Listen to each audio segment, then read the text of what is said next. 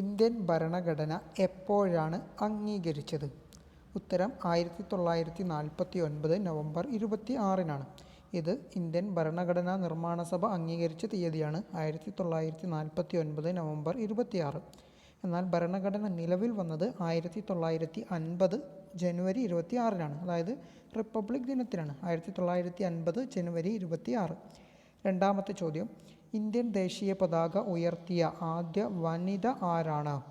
ഉത്തരം അരുണ ആസഫ് അലിയാണ്. അരുണ ആസഫ് അലി. ഇന്ത്യൻ ദേശീയ പതാക ഉയർത്തിയ ആദ്യ വനിത അരുണ ആസഫ് അലി.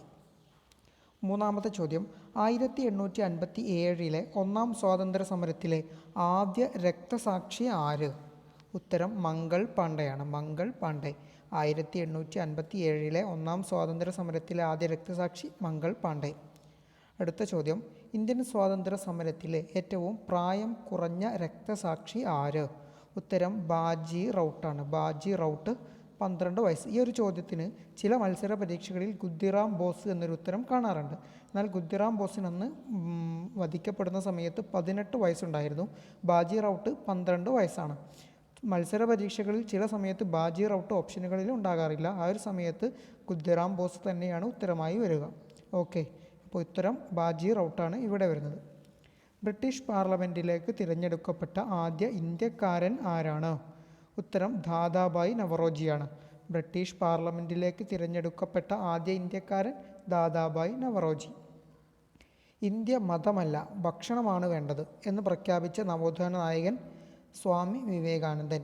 ഇന്ത്യക്ക് മതമല്ല ഭക്ഷണമാണ് വേണ്ടത് എന്ന് പ്രഖ്യാപിച്ച നവോത്ഥാന നായകനാണ് സ്വാമി വിവേകാനന്ദൻ. 1857 സ്വാതന്ത്ര്യ സമരത്തെ ഒന്നാം സ്വാതന്ത്ര്യ സമരം എന്ന് വിശേഷിപ്പിച്ചത് ആര്? ഉത്തരം വി ഡി സവർക്കറാണ്.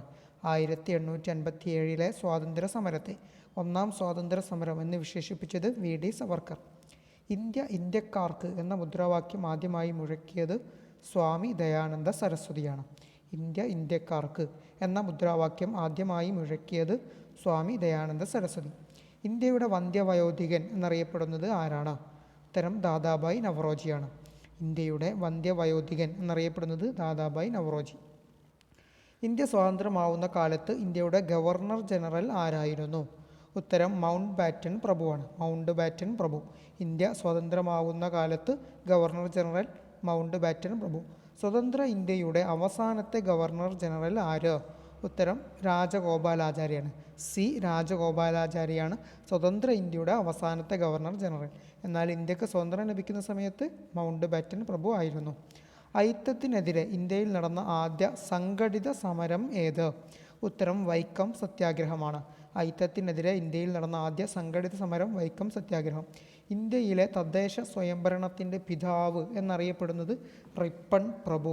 ഇന്ത്യയിലെ തദ്ദേശ സ്വയംഭരണത്തിൻ്റെ പിതാവ് എന്നറിയപ്പെടുന്നത് റിപ്പൺ പ്രഭു.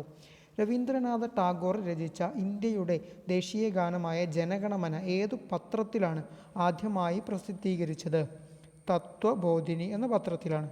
അപ്പോൾ ടാഗോറാണ് നമ്മുടെ ദേശീയ ഗാനമായ ജനഗണമന രചിച്ചിട്ടുള്ളത്.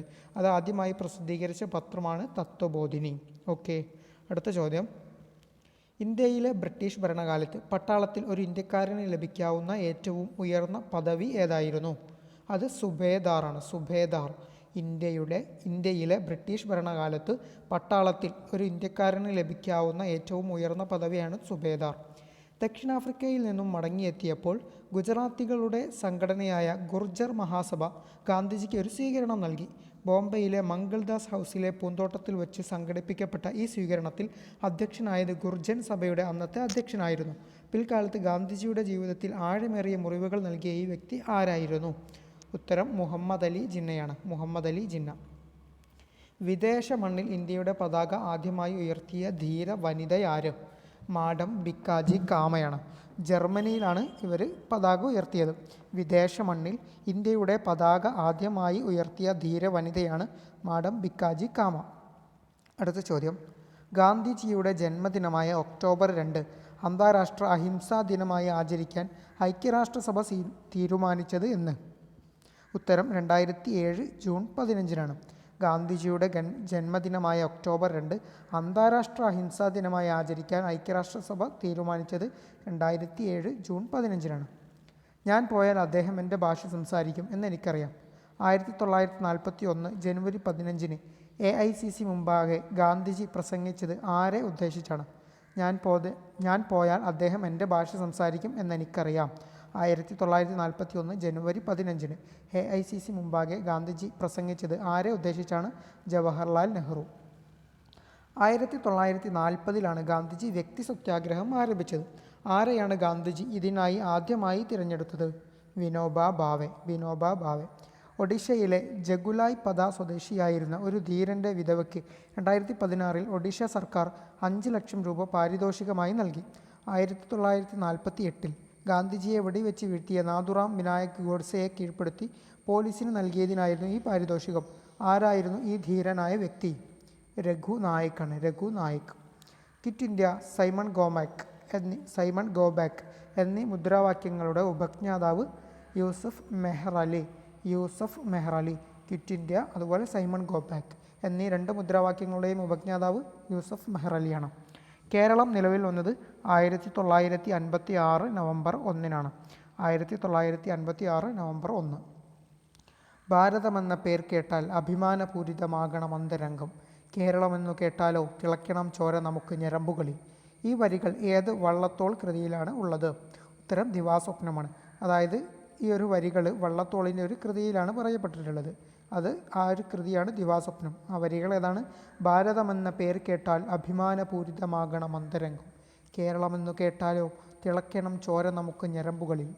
ഇത് എഴുതിയത് വള്ളത്തോളാണ് ദിവാസ്വപ്നം എന്ന കൃതിയിൽ. 1905 ബനാറസിൽ നടന്ന കോൺഗ്രസ് സമ്മേളനത്തിൽ അധ്യക്ഷത വഹിച്ചത് ഗോപാലകൃഷ്ണ ഗോഖലെ. 1905 ബനാറസിൽ നടന്ന കോൺഗ്രസ് സമ്മേളനത്തിൽ അധ്യക്ഷത വഹിച്ചത് ഗോപാലകൃഷ്ണ ഗോഖലെ.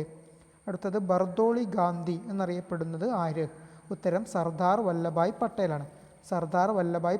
ബർദോളി ഗാന്ധി. ദണ്ഡി മാർച്ച് ആരംഭിച്ചത് എവിടെ നിന്നോ?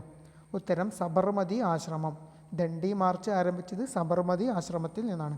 ഇന്ത്യയിൽ EVM ഉപയോഗിച്ച് ആദ്യ തിരഞ്ഞെടുപ്പ് നടന്ന സംസ്ഥാനം? ഉത്തരം കേരളമാണ്. ഇന്ത്യയിൽ EVM അതായത് ഇലക്ട്രോണിക് വോട്ടിംഗ് മെഷീൻ ഉപയോഗിച്ച് ആദ്യ തിരഞ്ഞെടുപ്പ് നടന്ന സംസ്ഥാനം കേരളം. ഇന്ത്യ പാകിസ്ഥാൻ അതിർത്തി രേഖ ഏതു പേരിൽ അറിയപ്പെടുന്നു? റാഡ്ക്ലിഫ് രേഖ. ഇന്ത്യ പാകിസ്ഥാൻ അതിർത്തി രേഖയാണ് റാഡ്ക്ലിഫ് രേഖ. കണ്ണൂരിലെ ഉപ്പു സത്യാഗ്രഹത്തിൻ്റെ കേന്ദ്രം എവിടെയായിരുന്നു? ഉത്തരം പയ്യന്നൂരാണ്. കണ്ണൂരിലെ ഉപ്പു സത്യാഗ്രഹത്തിൻ്റെ കേന്ദ്രം പയ്യന്നൂർ. മഹാത്മാജിയുടെ ആത്മകഥ ഇംഗ്ലീഷ് ഭാഷയിലേക്ക് പരിഭാഷപ്പെടുത്തിയത് ആരാണ്? ഉത്തരം മഹാദേവ് ദേശായിയാണ്. മഹാത്മാഗാന്ധിജിയുടെ ആത്മകഥ ഇംഗ്ലീഷ് ഭാഷയിലേക്ക് പരിഭാഷപ്പെടുത്തിയത് മഹാദേവ് ദേശായി. ഇന്ത്യക്ക് സ്വാതന്ത്ര്യം ലഭിക്കുമ്പോൾ ആരായിരുന്നു ബ്രിട്ടീഷ് പ്രധാനമന്ത്രി? ഉത്തരം ക്ലമൻ്റ് ആറ്റ്ലിയാണ് ഇന്ത്യക്ക് സ്വാതന്ത്ര്യം ലഭിക്കുന്ന സമയത്ത് ബ്രിട്ടീഷ് പ്രധാനമന്ത്രി. സാഹിത്യത്തിനുള്ള നോബൽ പ്രൈസ് നേടിയ ഇന്ത്യക്കാരൻ? രവീന്ദ്രനാഥ ടാഗോറാണ്. സാഹിത്യത്തിനുള്ള നോബൽ സമ്മാനം നേടിയ ആദ്യത്തെ ഇന്ത്യക്കാരനാണ് രവീന്ദ്രനാഥ ടാഗോർ. ഇന്ത്യയിൽ ആകെ എത്ര ഹൈക്കോടതികളുണ്ട്? ഉത്തരം 25 നിലവിൽ 25 ഹൈക്കോടതികളാണ് ഇന്ത്യയിൽ ഉള്ളത്. ഗാന്ധിജി, മുഹമ്മദ് അലി ജിന്ന എന്നിവരുടെ രാഷ്ട്രീയ ഗുരുവായി അറിയപ്പെടുന്നത് ആര്? ഉത്തരം ഗോപാലകൃഷ്ണ ഗോഖലെയാണ്. ഗാന്ധിജി, മുഹമ്മദ് അലി ജിന്ന എന്നിവരുടെ രാഷ്ട്രീയ ഗുരുവായി അറിയപ്പെടുന്നത് ഗോപാലകൃഷ്ണ ഗോഖലെ. ബഹിഷ്കൃത ഭാരത് എന്ന മറാത്തി പത്രത്തിൻ്റെ സ്ഥാപകൻ ആര്? Doctor BR അംബേദ്കറാണ്. ബഹിഷ്കൃത ഭാരത് എന്ന മറാത്തി പത്രത്തിൻ്റെ സ്ഥാപകനാണ് BR അംബേദ്കർ. ഇന്ത്യയുടെ ഇപ്പോഴത്തെ ചീഫ് ജസ്റ്റിസ് ആരാണ്? ഉത്തരം DY ചന്ദ്രചൂഡാണ്. ഇന്ത്യയുടെ ഇപ്പോഴത്തെ chief justice DY Chandrachud. Chauri Chaura സംഭവം നടന്ന വർഷം ഏത്? 1922 ഫെബ്രുവരി 5. ചൗരി ചൗര സംഭവം നടന്ന വർഷം 1922 ഫെബ്രുവരി 5. ഗാന്ധിജിയുടെ ഈ ദണ്ഡി യാത്രയെ ചായക്കോപ്പയിലെ കൊടുങ്കാറ്റ് എന്ന് വിശേഷിപ്പിച്ചത് ആരാണ്? ഇർവിൻ പ്രഭു. ഗാന്ധിജിയുടെ ദണ്ഡി യാത്രയെ ചായക്കോപ്പയിലെ കൊടുങ്കാറ്റ് എന്ന് വിശേഷിപ്പിച്ചത് ഇർവിൻ പ്രഭു. ബ്രിട്ടീഷ് ഇന്ത്യയിലെ അവസാനത്തെ വൈസ്രോയ് മൗണ്ട് ബാറ്റൺ പ്രഭു ആയിരുന്നു. വാഗൺ ട്രാജഡി നടന്ന വർഷം 1921 നവംബർ 10. വാഗൺ ട്രാജഡി നടന്ന വർഷം 1921 നവംബർ 10. ദേശീയ മനുഷ്യാവകാശ കമ്മീഷൻ നിലവിൽ വന്ന ദിവസം 1993 ഒക്ടോബർ 12. ദേശീയ മനുഷ്യാവകാശ കമ്മീഷൻ 1993 ഒക്ടോബർ 12. മൂന്നാം മോഡി ക്യാബിനറ്റിൽ കേരളത്തിൽ നിന്നുള്ള 2 മന്ത്രിമാരാണുള്ളത്. അവർ ആരെല്ലാം? ഉത്തരം സുരേഷ് ഗോപി അതുപോലെ ജോർജ് കുര്യൻ. ജാലിയൻ വാലാബാഗ് കൂട്ടക്കൊലയെക്കുറിച്ച് അന്വേഷിച്ച കമ്മീഷൻ ഏത്? ജാലിയൻ വാലാബാഗ് കൂട്ടക്കൊലയെക്കുറിച്ച് അന്വേഷിച്ച കമ്മീഷൻ ഹണ്ടർ കമ്മീഷൻ. ജവഹർലാൽ നെഹ്റുവിനെ ഋതുരാജൻ എന്ന് വിശേഷിപ്പിച്ചത് ആര്? രവീന്ദ്രനാഥ് ടാഗോറാണ്.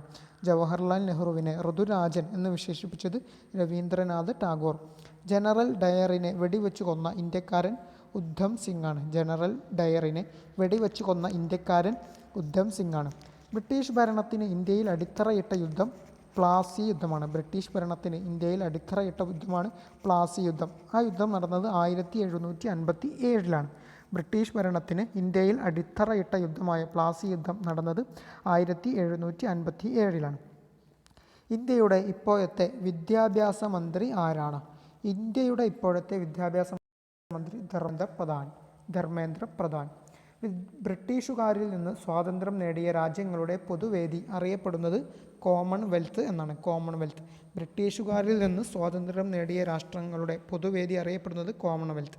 ബ്രിട്ടീഷ് പാർലമെൻറ്റിലേക്ക് തിരഞ്ഞെടുക്കപ്പെട്ട ആദ്യത്തെ ഇന്ത്യക്കാരനാണ് ദാദാഭായ്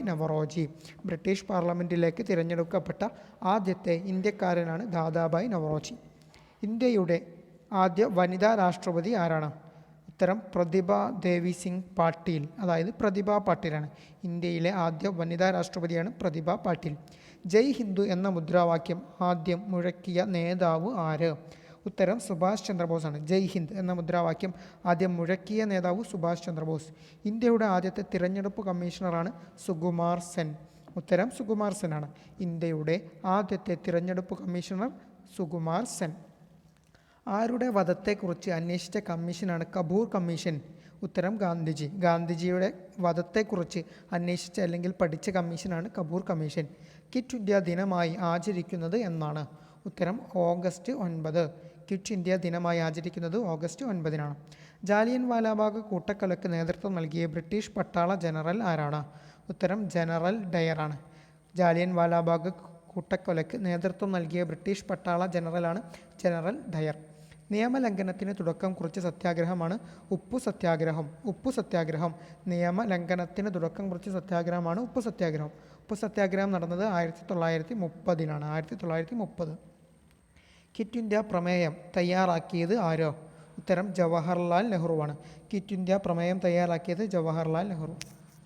സാരേ ജഹാം സെ അച്ഛ എന്ന ദേശഭക്തി ഗാനം രചിച്ചത് ആരാണോ? ഉത്തരം മുഹമ്മദ് ഇഖ്ബാലാണ്. സാരേ ജഹാം സെ അച്ഛ എന്ന ദേശഭക്തി ഗാനം രചിച്ചത് മുഹമ്മദ് ഇഖ്ബാൽ. ഗാന്ധിജി ചരിത്രപ്രസിദ്ധമായ ദണ്ഡി യാത്ര നടത്തിയത് അദ്ദേഹത്തിൻ്റെ എത്രാമത്തെ വയസ്സിലായിരുന്നു?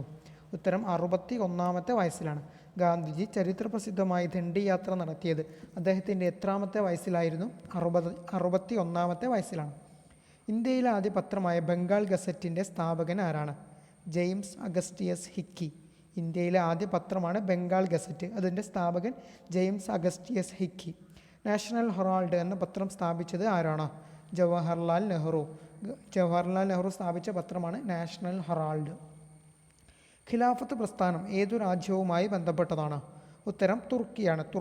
ഖിലാഫത്ത് പ്രസ്ഥാനം ഏതു രാജ്യവുമായി ബന്ധപ്പെട്ടതാണ്? തുർക്കി. 1920 മൂകനായക് പത്രം ആരംഭിച്ചത് ആര്? BR അംബേദ്കറാണ്.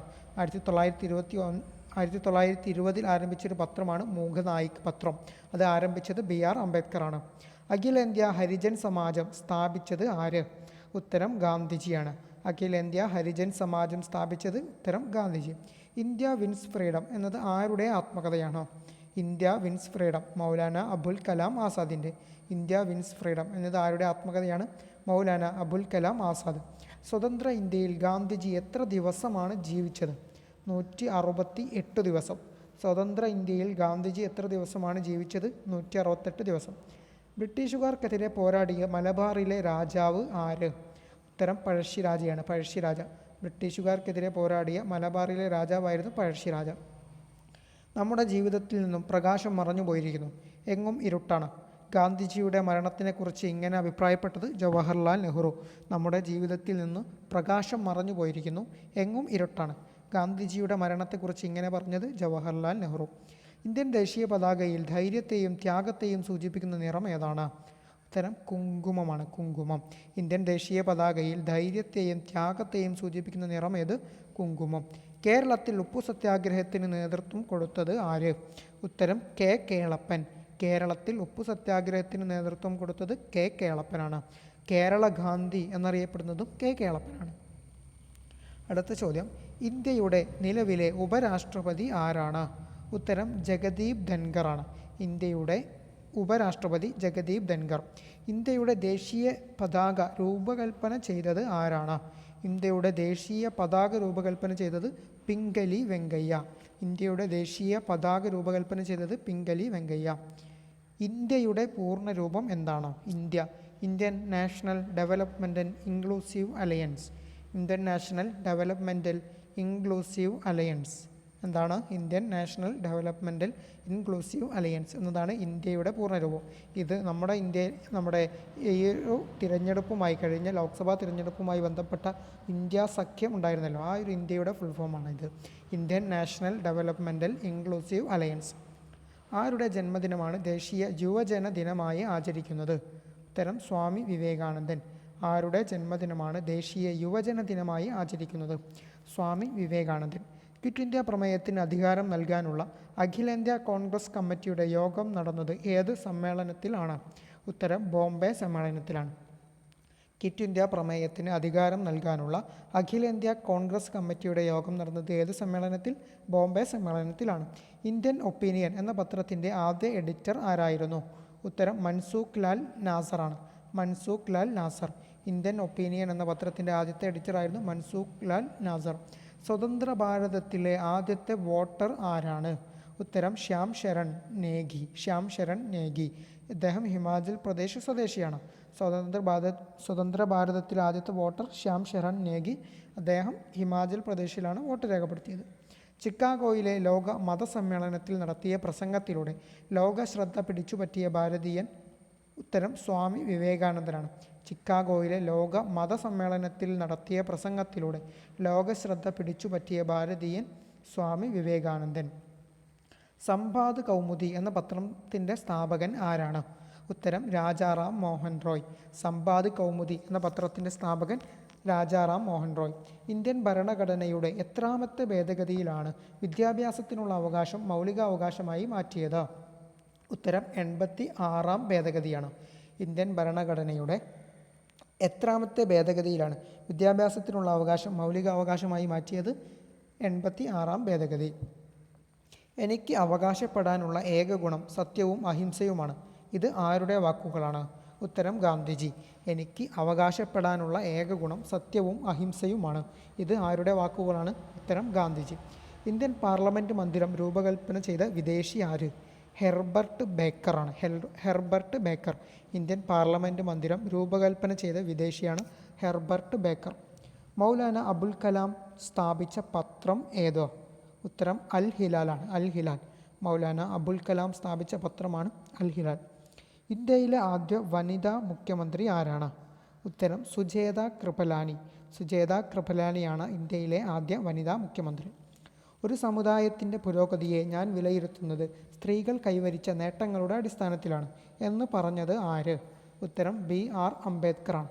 ഒരു സമുദായത്തിൻ്റെ പുരോഗതിയെ ഞാൻ വിലയിരുത്തുന്നത് സ്ത്രീകൾ കൈവരിച്ച നേട്ടങ്ങളുടെ അടിസ്ഥാനത്തിലാണ് എന്ന് പറഞ്ഞത് ആര്? BR അംബേദ്കർ. സുഭാഷ് ചന്ദ്രബോസിൻ്റെ രാഷ്ട്രീയ ഗുരു ആരായിരുന്നു? ഉത്തരം CR ദാസ് അല്ലെങ്കിൽ ചിത്തരഞ്ജൻ ദാസ്. സുഭാഷ് ചന്ദ്രബോസിൻ്റെ രാഷ്ട്രീയ ഗുരു ആരായിരുന്നു? ഉത്തരം ചിത്തരഞ്ജൻ ദാസ് അല്ലെങ്കിൽ CR ദാസ്. ഏറ്റവും കൂടുതൽ തവണ ഇന്ത്യൻ നാഷണൽ കോൺഗ്രസിൻ്റെ പ്രസിഡൻ്റായ വ്യക്തി ആരാണ്? ഉത്തരം മൗലാന അബുൽ കലാം ആസാദ്.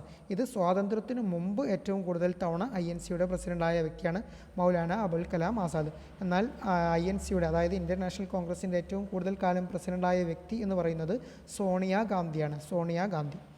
ഓക്കെ, അടുത്ത ചോദ്യം. ആനി ബസൻ്റ് ഹോം റൂൾ പ്രസ്ഥാനം ആരംഭിച്ചത് എവിടെ വെച്ചാണ്? ഉത്തരം അടയാർ അല്ലെങ്കിൽ മദ്രാസ്. അടയാറാണ് അല്ലെങ്കിൽ മദ്രാസ്.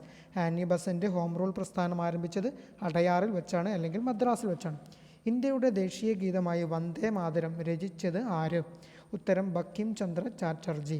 ഇന്ത്യയുടെ ദേശീയ ഗീതമായ വന്ദേ മാതരം രചിച്ചത് ബങ്കിം ചന്ദ്ര ചാറ്റർജി. അടുത്ത ചോദ്യം, സ്വതന്ത്ര ഇന്ത്യയുടെ ആദ്യത്തെ ഉപപ്രധാനമന്ത്രി ആരായിരുന്നു? ഉത്തരം സർദാർ വല്ലഭായ് പട്ടേൽ. സ്വതന്ത്ര ഇന്ത്യയുടെ ആദ്യത്തെ ഉപപ്രധാനമന്ത്രി സർദാർ വല്ലഭായ് പട്ടേലാണ്. ഗാന്ധിജിയുടെ ദണ്ഡി മാർച്ചോട് കൂടി ആരംഭിച്ച ബഹുജന പ്രസ്ഥാനം ഏത്? ഉത്തരം സിവിൽ നിയമലംഘന പ്രസ്ഥാനം. ഗാന്ധിജിയുടെ ദണ്ഡി മാർച്ചോട് കൂടി ആരംഭിച്ച ബഹുജന പ്രസ്ഥാനമാണ് സിവിൽ നിയമലംഘന പ്രസ്ഥാനം. സി രാജഗോപാലാചാരി ഉപ്പു സത്യാഗ്രഹത്തിന് നേതൃത്വം കൊടുത്ത സംസ്ഥാനം ഏത്? തമിഴ്നാടാണ്. സി രാജഗോപാലാചാരി ഉപ്പു സത്യാഗ്രഹത്തിന് നേതൃത്വം കൊടുത്ത സംസ്ഥാനം തമിഴ്നാട്. ഗാന്ധിജി ദക്ഷിണാഫ്രിക്കയിൽ പ്രസിദ്ധീകരിച്ച പത്രത്തിൻ്റെ പേരാണ് ഇന്ത്യൻ ഒപ്പീനിയൻ. ഗാന്ധിജി ദക്ഷിണാഫ്രിക്കയിൽ പ്രസിദ്ധീകരിച്ച പത്രത്തിൻ്റെ പേരാണ് ഇന്ത്യൻ ഒപ്പീനിയൻ. 1916 പ്രസിദ്ധമായ ലക്നൗ ഉടമ്പടി ആരൊക്കെ തമ്മിലായിരുന്നു? ഉത്തരം ബാലഗംഗാധര തിലകും മുഹമ്മദ് അലി ജിന്നയും തമ്മിലാണ്.